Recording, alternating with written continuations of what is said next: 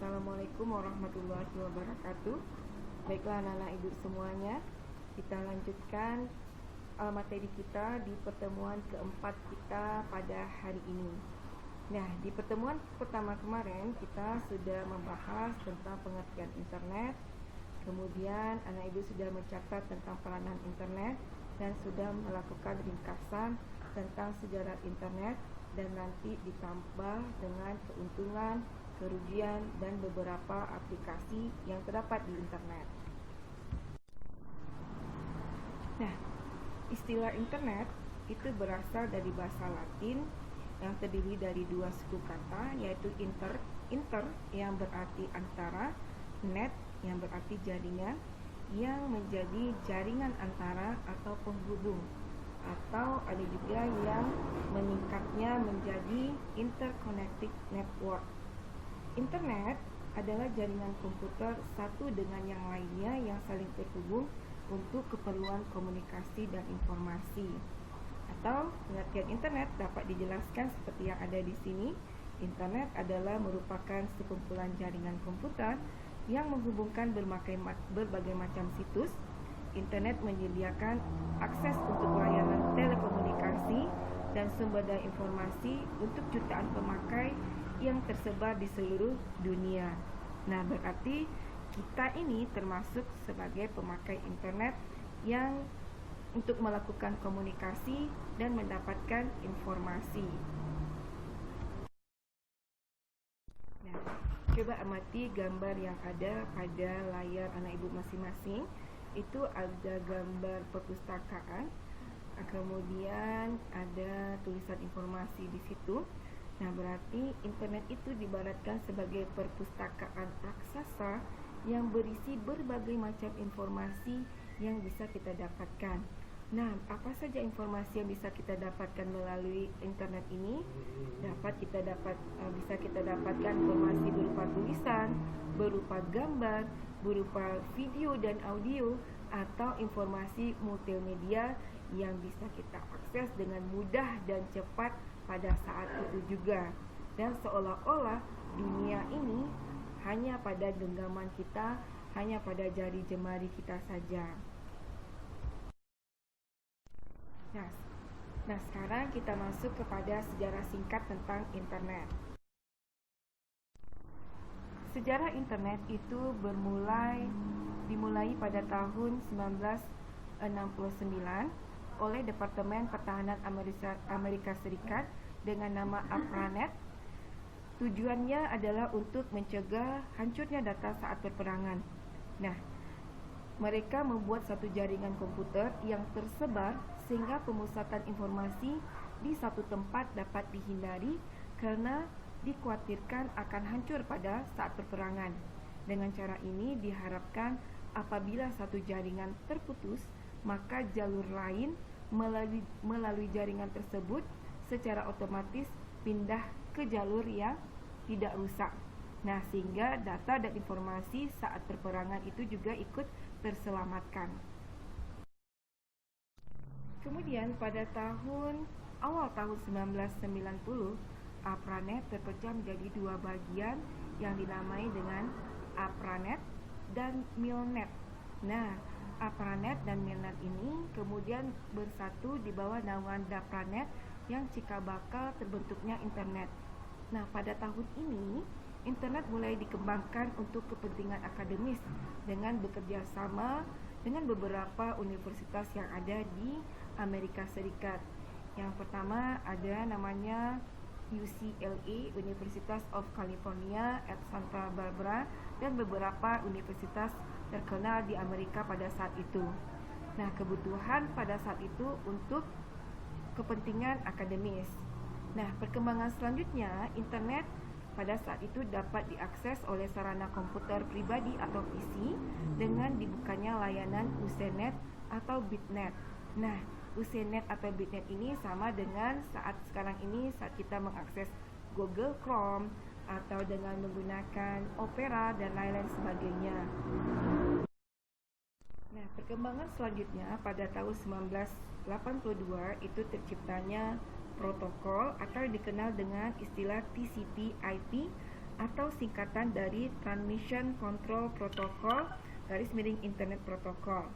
Nah, protokol itu artinya suatu prosedur atau aturan yang harus dimiliki oleh masing-masing komputer atau unit perangkat keras untuk mengakses internet.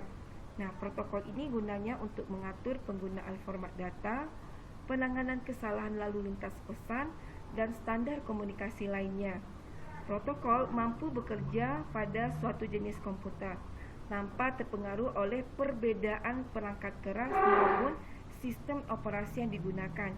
Jadi protokol ini mengatur perangkat keras atau perangkat lunak untuk mengakses informasi walaupun perangkat keras dan perangkat lunak itu berbeda. Jadi perbedaan tersebut diatur oleh suatu standar atau yang disebut dengan TCP/IP.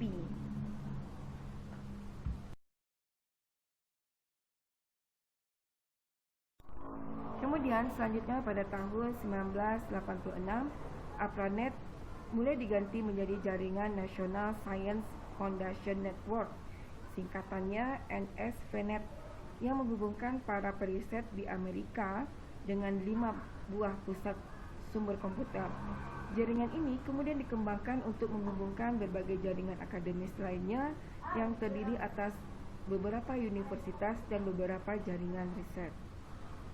Nah, kemudian pada Maret 1990, saat dibangunnya NSFNet ini, berbagai jaringan di beberapa negara didirikan dan bergabung dengan NSFNet. Negara-negara tersebut antara lain Australia, Inggris, Perancis, Jerman, Kanada, dan Jepang. Nah, pada tahun ini, CERN Laboratorium Fisika Partikel di Swiss mulai mengembangkan World Wide Web berdasarkan proposal yang dibuat oleh tim Berners-Lee yang digunakan untuk layanan berbasis grafis, artinya informasi internet sudah lengkap dengan gambar, atau yang kita kenal dengan istilah www itu, yang digunakan untuk mengakses informasi, untuk mengetahui alamat situs dari informasi yang akan kita buka. Nah, pada saat itu informasi di internet sudah dilengkapi gambar, tapi pada tahun sebelumnya itu informasi yang didapatkan dari internet itu tidak dilengkapi oleh gambar dan berupa sharing teks atau informasi yang kita dapatkan berupa teks saja. Nah, pada tahun 1994 ini internet itu baru masuk ke Indonesia. Situs internet telah tumbuh menjadi 3.000 halaman. Dan untuk pertama kalinya virtual shopping atau belanja lewat internet atau e-retail muncul di internet.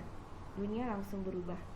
Di tahun yang sama, Yahoo didirikan dan juga sekaligus kelahiran Netscape Navigator untuk kita mengakses halaman internet.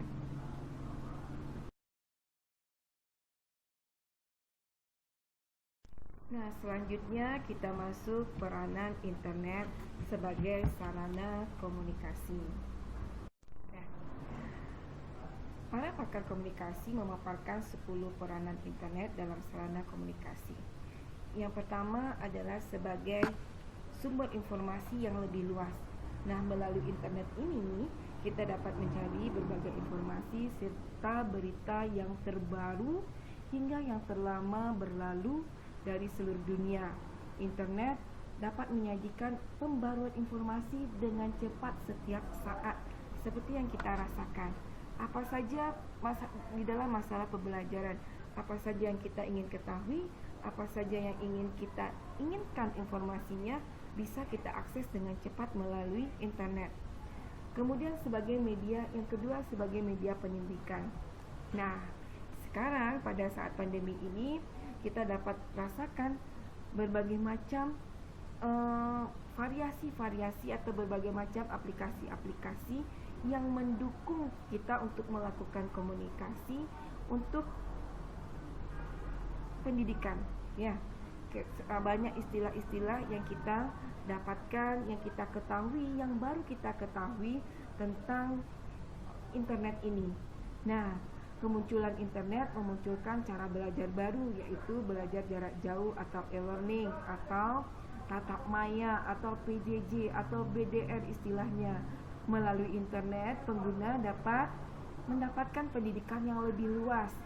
Berbagai ilmu pengetahuan bisa didapatkan dari berbagai macam situs pembelajaran, dan tak jarang juga tersedia berbagai e-book yang dapat kita unduh dan kita pelajari secara offline.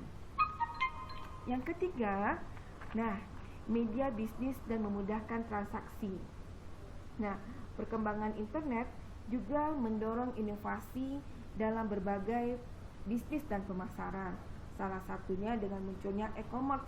E-commerce artinya adalah perdagangan jarak jauh, perdagangan dengan menggunakan fasilitas internet yang saat ini sangat marak-maraknya dilakukan oleh masyarakat kita.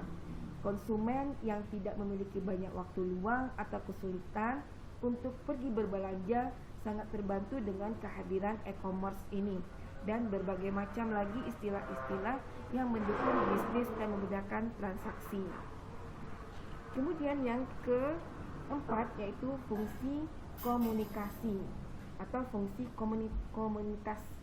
Melalui jaringan internet, pengguna internet di seluruh dunia dapat bertemu di dunia maya, saling berkomunikasi, dan membentuk komunitas sesuai dengan hobi dan kepentingannya masing-masing, sehingga mereka dapat menambah pengetahuannya, mendapatkan suatu informasi terbaru dengan teman-teman yang berada di belahan dunia yang lainnya.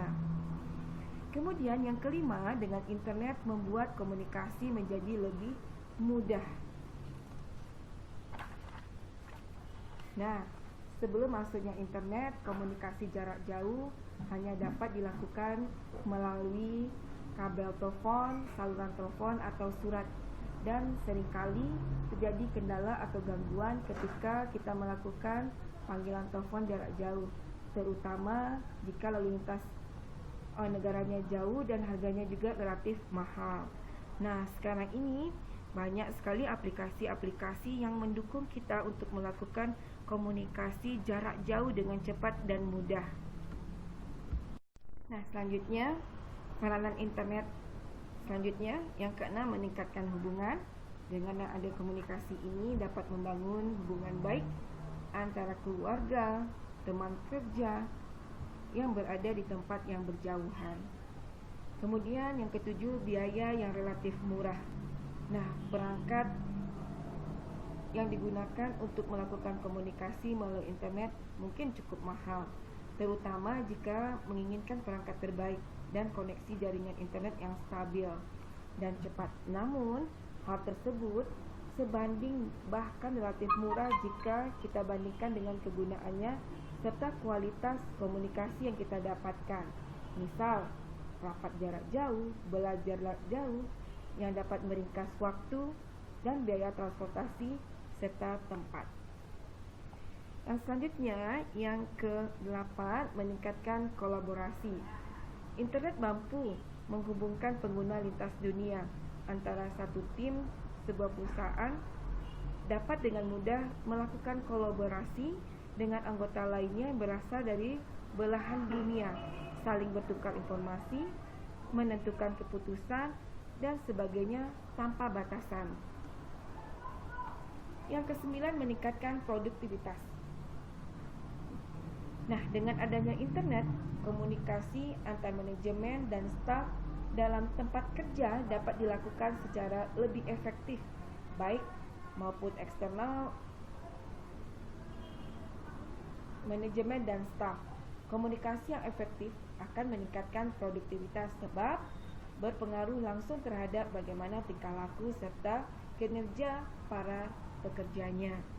Yang terakhir, membuat komunikasi menjadi lebih mudah. Sebelum adanya internet, itu komunikasi kita lakukan dengan menggunakan saluran telepon atau surat. Seringkali ada kendala atau gangguan yang kita dapati melalui panggilan telepon atau surat tersebut. Sekarang untuk melakukan komunikasi itu akan menjadi lebih mudah dengan banyaknya bermunculan software-software atau media-media yang bisa kita gunakan untuk melakukan komunikasi dengan cepat dan mudah. Nah, Ibu semuanya, sekarang kita masuk ke manfaat internet. Nah, sebenarnya manfaat internet itu banyak sekali. Kita rangkum menjadi 5. Yang pertama, manfaat internet yang pertama adalah media pertukaran data. Nah, apa saja yang bisa kita gunakan? Apa saja yang bisa kita lakukan? Yang pertama, kita bisa mengambil data dari internet, dari sumber lain. Kemudian kita bisa pula mengirimkan data kita, informasi yang kita punya, atau istilahnya kita upload ke internet. Nah, yang kedua, media komunikasi internet. Nah, manfaat yang kedua, internet ini sebagai media komunikasi di mana surat menyurat dengan menggunakan email, kemudian melakukan komunikasi secara virtual dengan berbagai aplikasi-aplikasi yang bermunculan. Yang ketiga, sebagai media komunikasi. Yang ketiga, sebagai media informasi. Dengan menggunakan fasilitas search engine atau mesin pencari, itu kita bisa mencari informasi yang dapat kita dapatkan, dapat berupa teks atau tulisan, berupa gambar atau informasi berupa audio visual. Nah, yang keempat, sebagai media promosi. Nah, itu untuk sarana iklan produk dan barang yang akan kita pasarkan. Nah, yang kelima, sebagai media hiburan, di mana kita bisa mendengarkan musik atau film atau bermain games online di internet. Selanjutnya kita masuk lagi keuntungan dari penggunaan internet. Nah, apa saja keuntungan dari penggunaan internet tersebut? Yang pertama, dapat meningkatkan produktivitas kerja.